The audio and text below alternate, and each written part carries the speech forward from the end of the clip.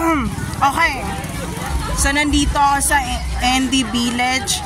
CCNH, ND Village. So, ito lang yung school na high school na hindi ko napasukan kasi ito yung pinakadulo sa dulo ng lahat na malapit sa province na DepEd. And also, itong part na to, yung mga nag-aaral dito, yung mga taga-palengke na malapit doon sa city and sobrang layo ng kanilang school. So, ayan sila.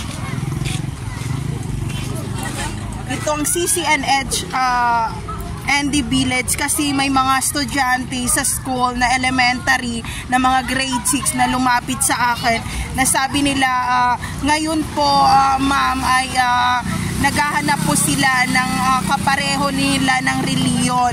So tinanong nila kung anong reliyon ko and sinabi ko ng aking reliyon ay Catholic for 20 years. And sinabi nila, hindi belong dito ang Catholic sa area na to sa Ilog kung saan ka nag-aral ng elementary. Hindi nyo ba alam kung ilang years ako sa elementary na yon? 15 years ang ginugol ko para lang sa isang diploma na hindi pwedeng ibigay sa akin ng panghabang buhay. So ayun, walang forever. So shout out sa kanila. Ayan. Ito lang masasabi ko sa iyo. Kung sino ka man na nagpa-viral ng COVID-19 na parang pag-viral ng sex video ko dito sa Cotabato City, Mindanao kasama si Gangsta. Ito lang sinasabi ko sa iyo, magtago-tago ka na.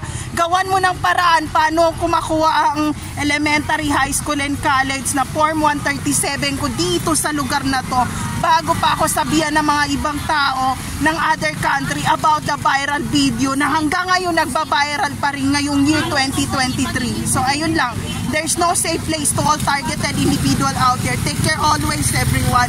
So dito itinali si Gangsta sa lugar na to na wala siyang kakilala na galing pa siya ng Samar.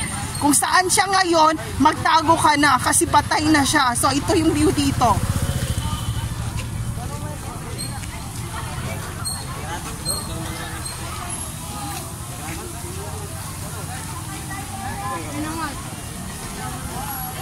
So ayun, babalik na ako sa main city.